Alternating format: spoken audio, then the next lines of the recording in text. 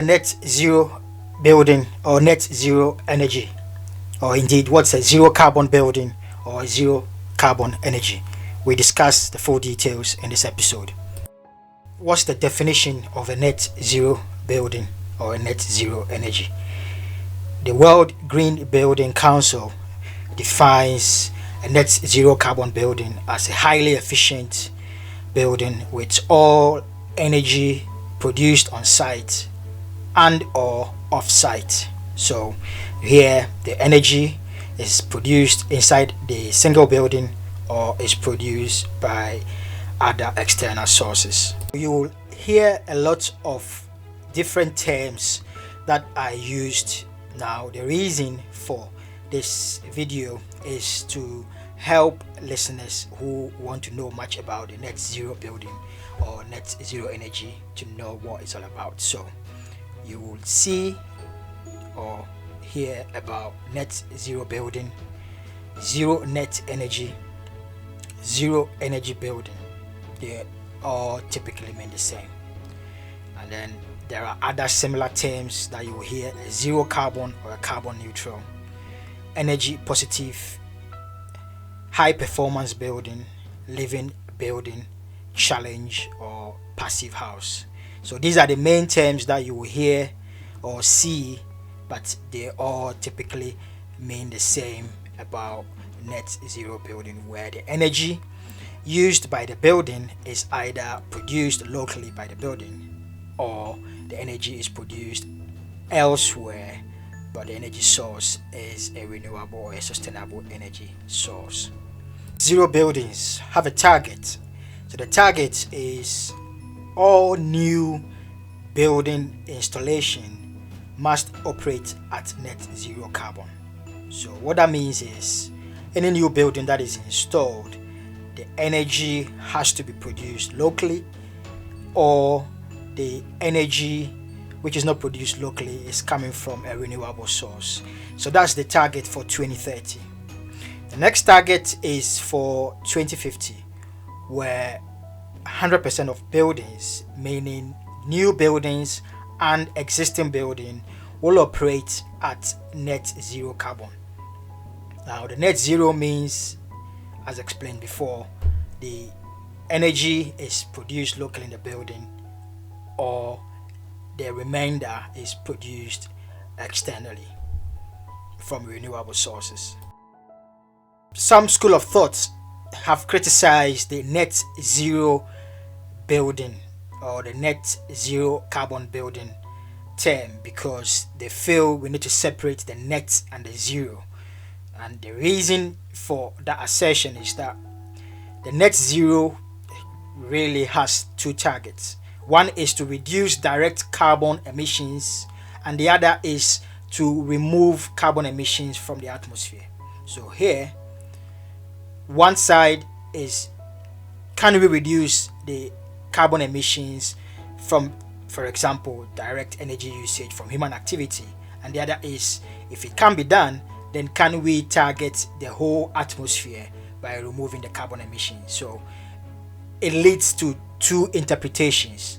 So if it is a zero carbon building or a zero energy building, then it is purely how to use all the energy sources, for example, that are generated locally, as opposed to using external energy sources that are from renewable energy sources. So that's the main critics points towards the term net zero building.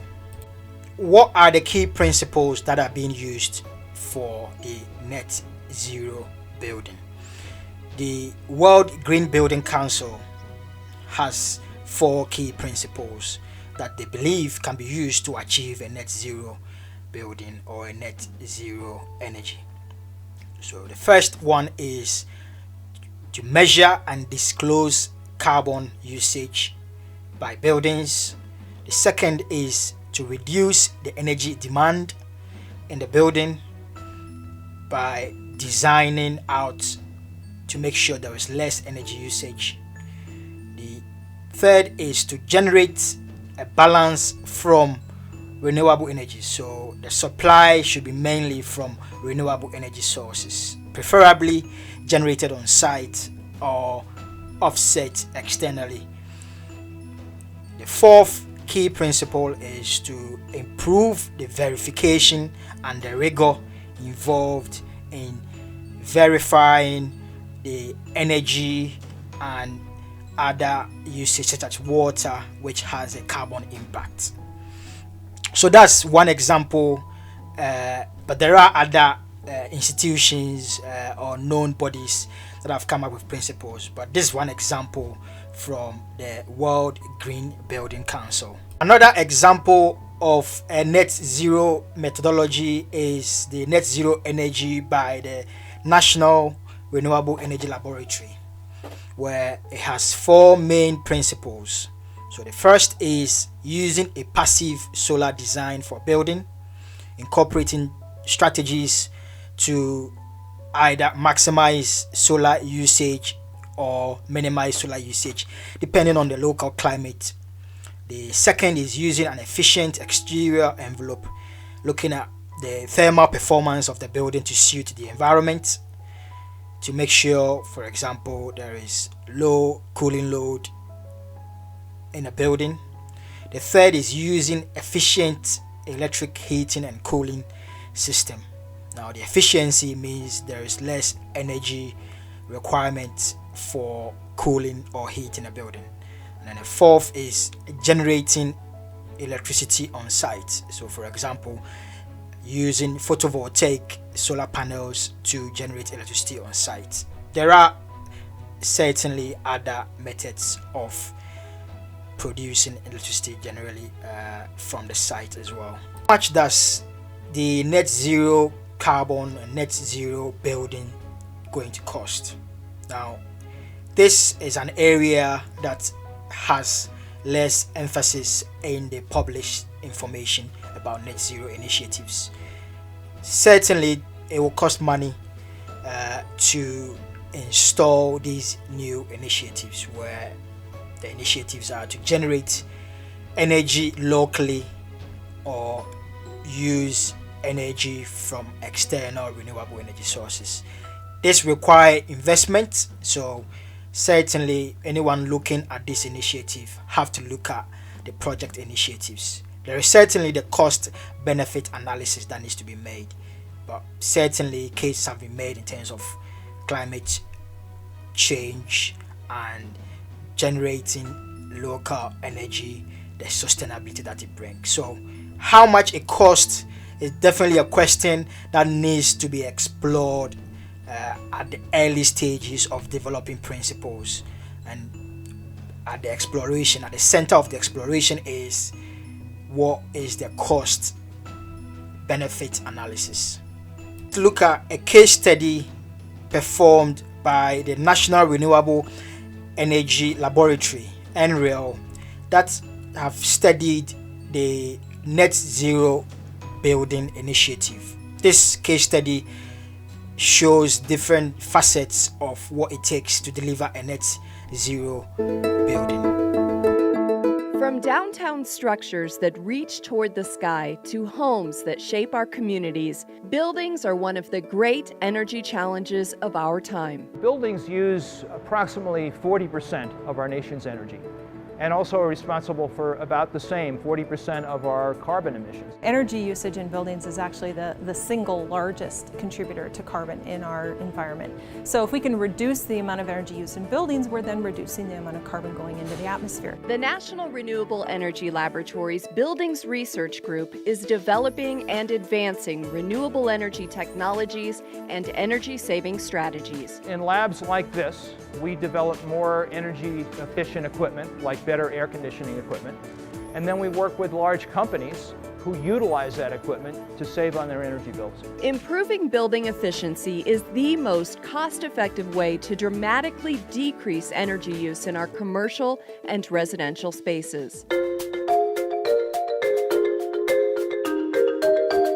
The homes of today are bigger and they house more high-tech appliances and gadgets than ever before. We're really looking to really transform America by making American homes better in every way. So that means making homes that not only consume less energy, but are less expensive to operate, are safer, are more durable, are more comfortable, and more convenient. To make both new and existing homes more efficient, NREL is creating, advancing, and validating an array of technologies and practices. Then we take those systems into the field and we put them in real houses, and we evaluate sort of the real-world performance of those technologies. Sophisticated analysis is leading to higher-performing, energy-saving homes and residential systems at lower costs. Modern-day conveniences in the homes of tomorrow will integrate with one another and with the utility grid to save both energy and money. Everything is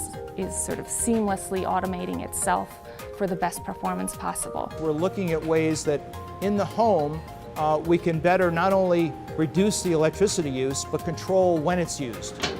The laboratory is partnering with the building industry to make sustainability foundational from concept to construction. Communities devastated in natural disasters are being rebuilt efficiently, and homes in the U.S. now produce as much energy as they consume. Net zero energy buildings are a reality today. We've done it here on our campus. We've done it in Habitat for Humanity homes. We helped create an entire village in Hawaii of net zero energy homes and a community center. From the places we live to the spaces in which we work, conserving energy and cutting carbon emissions requires a whole building approach. As we try to develop more efficient buildings, and in fact net zero energy buildings ultimately, what we look at is having the architects and the engineers work together right from the beginning to design those buildings so that they'll be energy efficient.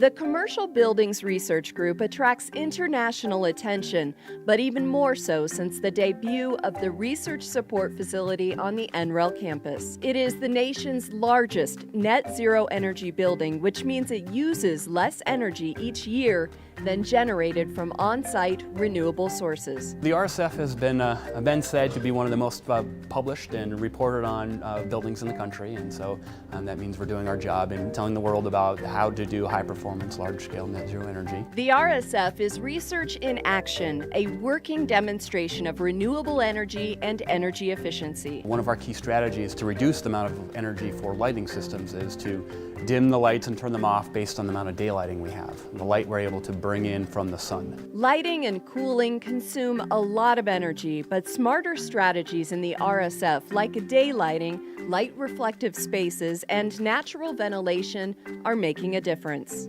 Scientists here pioneered next-generation window glazing. These are what we call electrochromic windows. The electrochromic technology created at NREL and now commercially available reacts to the sun to manage light and heat. When they're on, they go into a darkened state that blocks sunlight coming into the building, and really probably the biggest impact is in the cooling. Cooling loads are a tremendous problem in buildings, and that's one of the biggest things you really need to try to mitigate. Efficiency is part of nearly every aspect of the RSF, but this is about more than each individual technology. NREL took a novel path to planning and construction. It's the energy performance-based design-build approach. It's the process, and the process allows your design-build teams to integrate and to innovate so that they can meet your goals for your budget and your climate from the process side. By demonstrating these technologies in the RSF, researchers can study their energy performance and their effect on the people inside.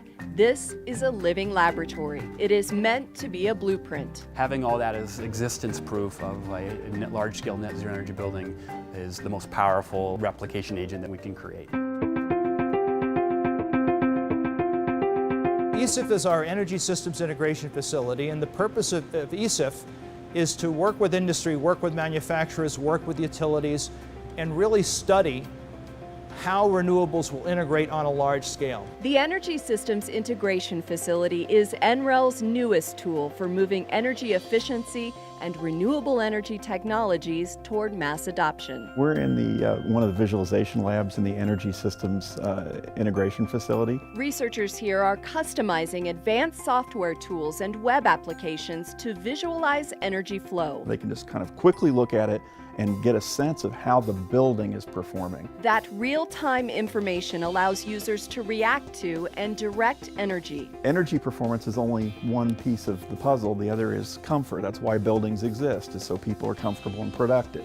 Controlling energy use, optimizing system interactions, and better managing loads are the purpose of the Smart Power Lab. The Smart Power Lab in the new ESIF is both a powerful research tool and also a showcase for an end-to-end energy ecosystem. Green energy relies on natural resources, so seamless grid integration and energy management are critical when adding another element of variability. So how do we control all these different things so that they're not only minimizing the amount of electricity they pull off the grid, but they're using the electricity at a time that matches when large-scale renewables are providing that electricity? Xcel Energy leveraged NREL's expertise in a unique skill set, which is providing building science as well as solutions for energy efficiency in buildings, coupled with software development. NREL's broad capabilities and expertise in buildings research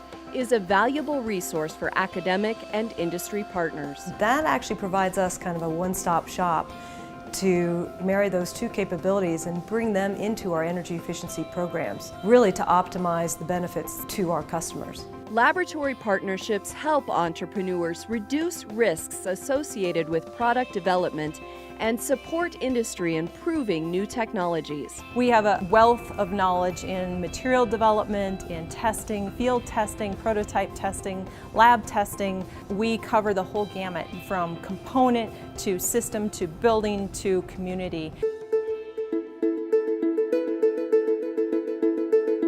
The Buildings Research Group is framing a future where buildings consume less energy and more of that power is provided by renewable resources. We certainly could make a huge dent if we actually produced as much energy as we used in buildings, and that is achievable today. The innovative research at the National Renewable Energy Laboratory and the results it inspires in our buildings makes an impact that moves our nation closer to its clean energy goals. We're going to reduce our dependence on fossil fuels and foreign oil and really work toward energy independence. We really enjoy the fact that what we're doing helps the nation as a whole.